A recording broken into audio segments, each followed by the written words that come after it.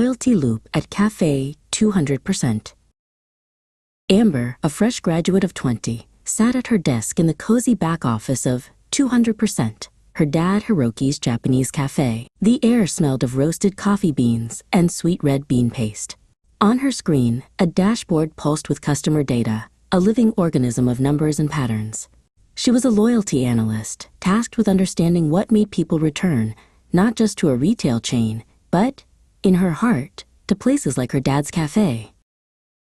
Every purchase, every loyalty card swipe at the cafe counter, every online order was a breadcrumb. Amber's mission was to follow that trail. She built models that tracked how often customers visited 200%, which special pastries triggered repeat purchases, and what magic happened when loyalty points were offered for a second cup of matcha. It wasn't just numbers, it was behavior, a rhythm of human choice written in data. To find the hidden patterns, Amber relied on statistical analysis. She used RFM analysis, recency, frequency, and monetary value, to segment her dad's customers into groups: the morning regulars, the weekend treat seekers, the occasional big spenders. By running clustering algorithms, she discovered that the frequent, low-spend customers, who often just grabbed a coffee, behaved differently from the rare, high-spend customers who bought large family platters.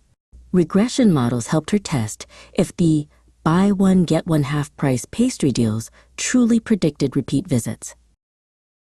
And correlation analysis showed surprising links: how buying a simple coffee often increased the likelihood of purchasing a bakery item on the very next trip.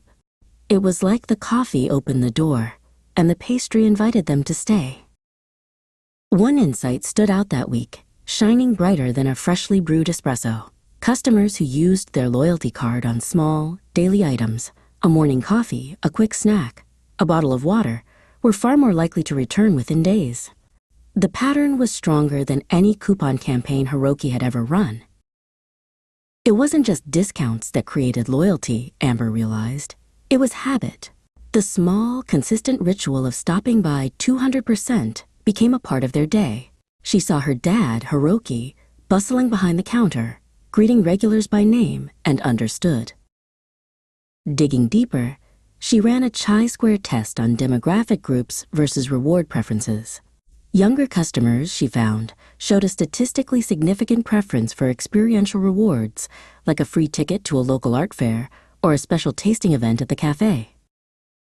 Older customers, on the other hand, leaned towards straightforward savings, like a discount on their next big order or a free meal. The numbers confirmed what intuition had hinted at, but with confidence intervals to prove it wasn't just chance. Amber presented her findings to Hiroki, recommending a dual strategy: emotional engagement for one segment, financial reliability for another. Hiroki nodded, impressed by his daughter's insights. Later that evening, she bought a coffee with her own loyalty card. The system pinged her purchase into the same database she had studied all week. For the first time, she felt part of the loop, not just the analyst, but the customer. As she sipped her coffee, she smiled at the paradox. Loyalty data was cold, precise, statistical, but its meaning was profoundly human, just like the warmth of her dad's cafe.